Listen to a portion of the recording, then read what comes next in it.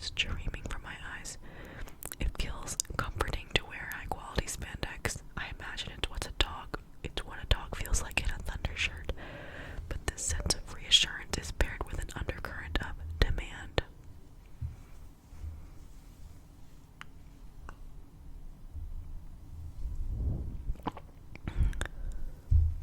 Shapewear, especially 21st century corsetting, controls the body under clothing.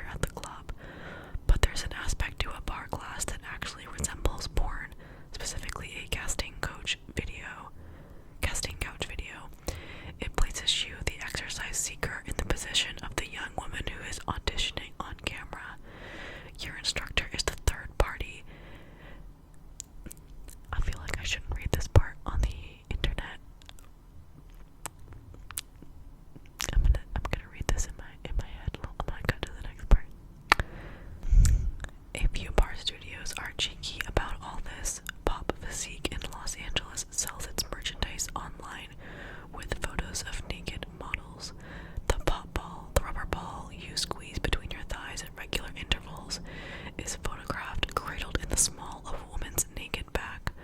Her bare butt is visible, and she's wearing nothing but special $15 bar socks.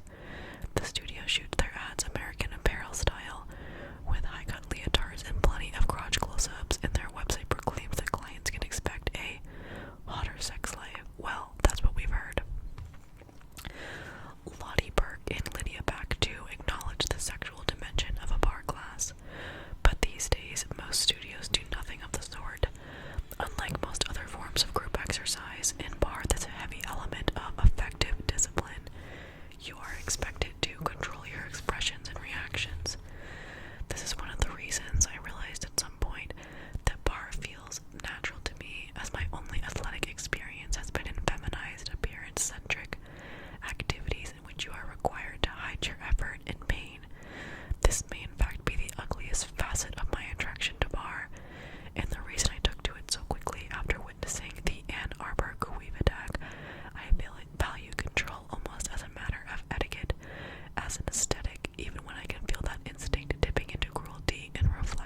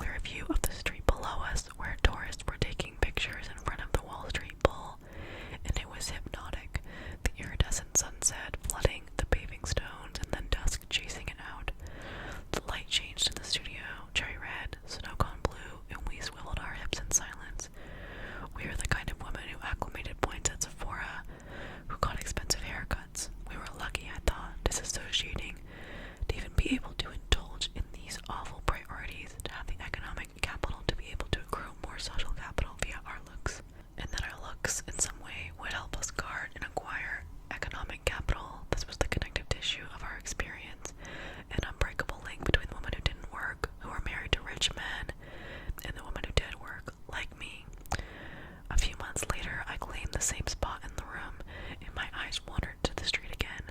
My heart suddenly contracted, as it sometimes does in bar, with an intense, glaring sense of implication. Outside, the day was bright and shallow, and everyone on the street was posing their daughters in front of that statue. Fearless girl.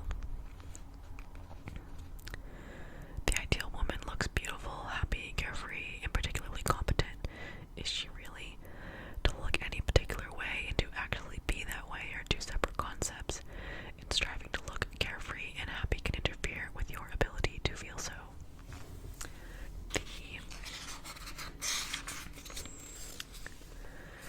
The internet codifies this problem, makes it inescapable. In recent years, pop culture has started to reflect the fractures in selfhood that social media creates. Not coincidentally, these stories usually center on women and usually involve a protagonist driven to insanity by the digital avatar of an ideal peer.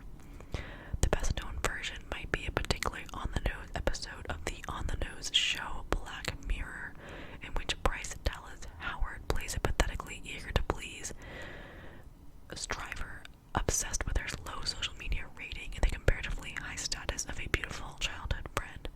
The social media system in this episode, in which the totality of a person's interactions with the world are rated and integrated into a single number, is not unlike China's actual social credit system, which began beta testing around 2017. The episode ends with Howard's character smeared in mud and crashing the friend's wedding, a screaming, vindictive swamp thing.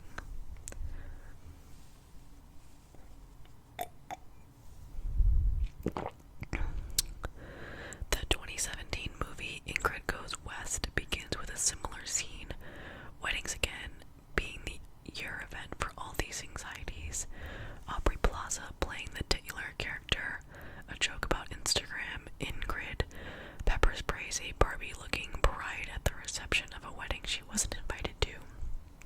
After a stay in a mental hospital, Ingrid then moves to Los Angeles and maniacally stalks and mimics a lifestyle blogger named Taylor Sloan, played by Elizabeth Olsen.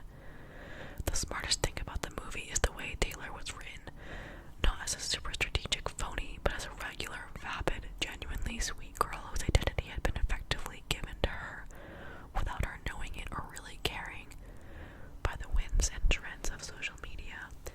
The movie ends, spoiler, with Ingrid attempting suicide and then becoming virally famous as an inspirational yet cautionary tale.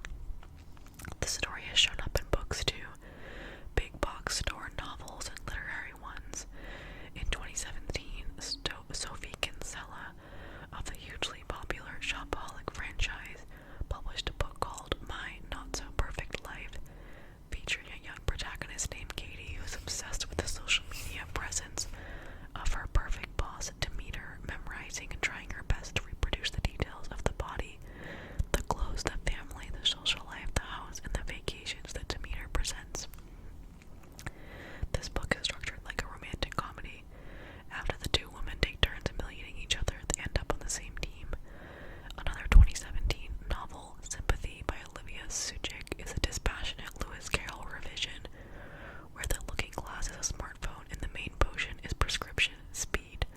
The protagonist, Alice Hare, becomes obsessed with a writer named Masuko, whose life compels Alice to such a degree that she starts to believe that she's actually, in some way, Masuko, a double of her, a shadow, an echo. There is I thought I just heard my cat snoring, and yes, she is under this desk. I did not realize. She's sleeping very soundly below me, so if you hear a little cat snore, that is that. There is an exaggerated binary fatalism to these stories, in which women are either successes or failures, always